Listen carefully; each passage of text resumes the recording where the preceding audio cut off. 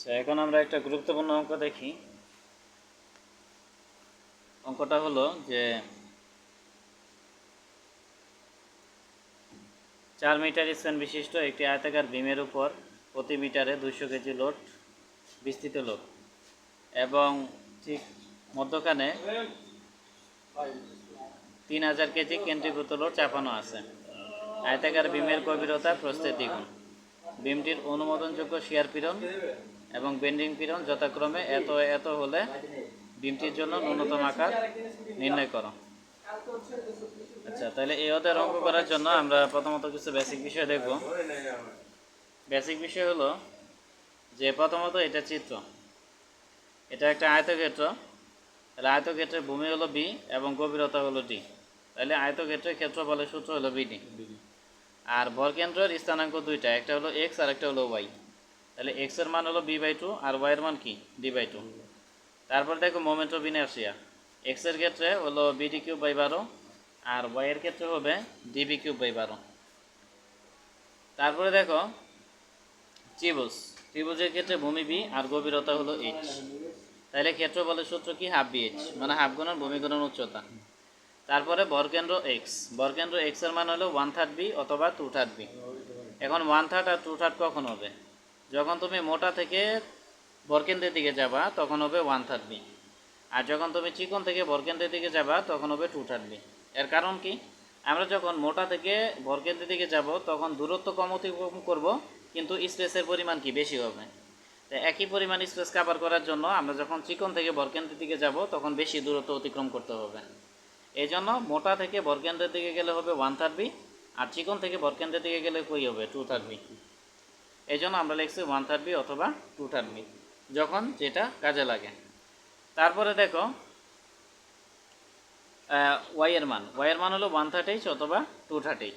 যখন আমরা মোটা থেকে চিকনের মানে বরকেন্দ্রের দিকে যাব তখন হবে 1/3, আর যখন চিকন থেকে বরকেন্দ্রের দিকে যাব তখন কি হবে 2/3।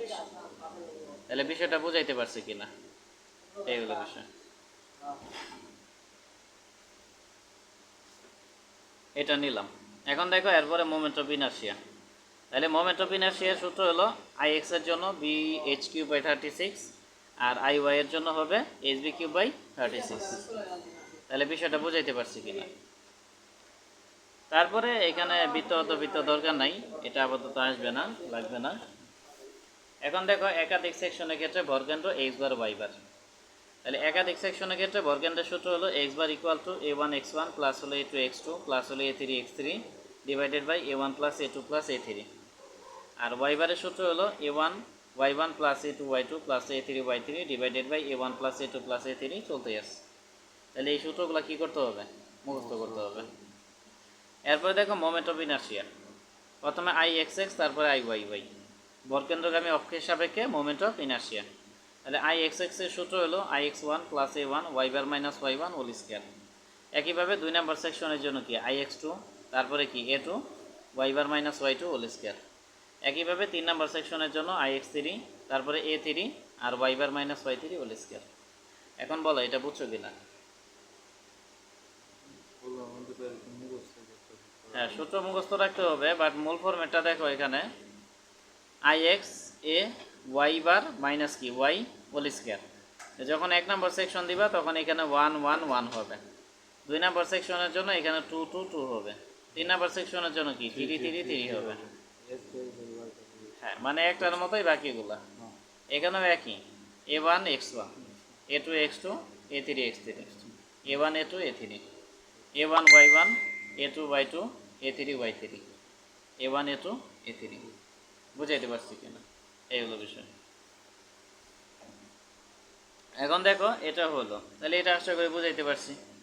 একইভাবে আই ওয়াই ওয়াই, তাহলে মূল ফরম্যাট হলো I y a x bar minus x square.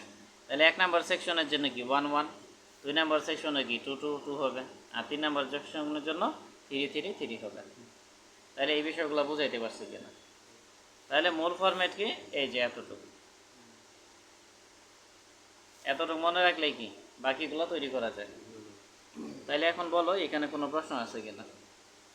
আচ্ছা, এখানে যদি প্রশ্ন না থাকে এটা ছবি তুলে নিবা। এখন আরও কিছু বেসিক বিষয় বোঝাই। প্রথমত হইল সমভাবে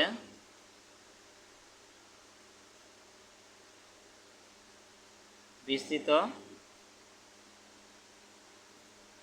লোড, সমভাবে বিস্তৃত লোড।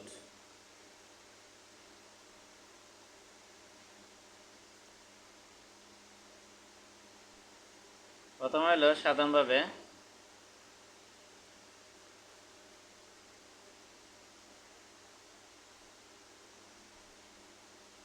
স্থাপিত বিমের মোমেন্ট বা বেন্ডিং মোমেন্ট। এটা সূত্র হলো m = ω/L²/8। আর শিয়ার বল, এটা সূত্র হলো B = ω/L/2। বুঝাইতে পারছি? তারপরে দেখো বিন্দু বল,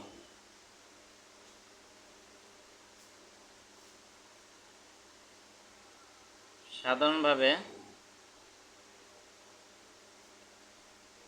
স্থাপিত বিমের মোমেন্ট। এটা সূত্র হলো m = PL/4। আর শিয়ার বলের সূত্র হলো, তাহলে শিয়ার বল B =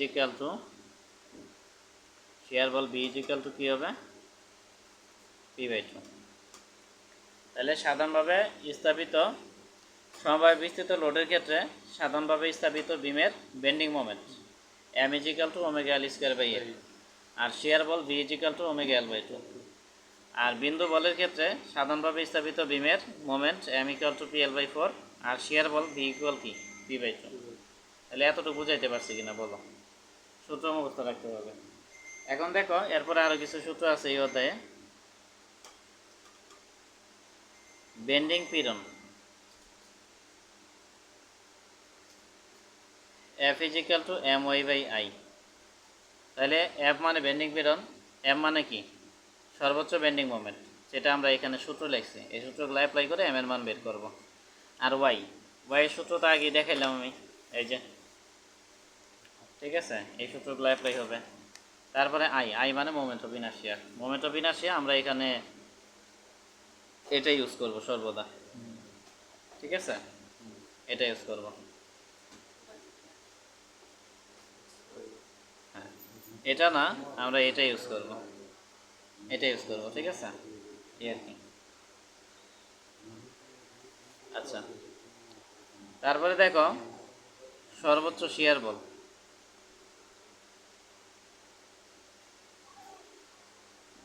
তাহলে সর্বোচ্চ শিয়ার বল, সর্বোচ্চ শিয়ার পীড়ন, এটা সূত্র হলো S maximum = BQ/IB।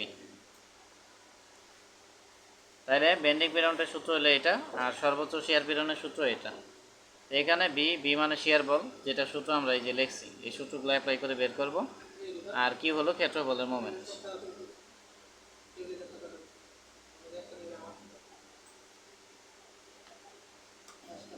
কি হলো? ক্ষেত্রফলের কি? মোমেন্ট। তাহলে যেটা সূত্র হলো সামেশন অফ AY। এ হলো ক্ষেত্রফল, আর ওয়াই এর মান তো আমরা এই যে এখানে সূত্র অ্যাপ্লাই করে বের করব, ঠিক আছে? তাহলে ক্ষেত্রফলের মোমেন্টের সূত্র হলো এটা। মানে সামেশন আর উদ্দেশ্য হলো যতগুলো সেকশনে ক্ষেত্রফল মোমেন্ট থাকবে সবগুলা কি যোগ করব।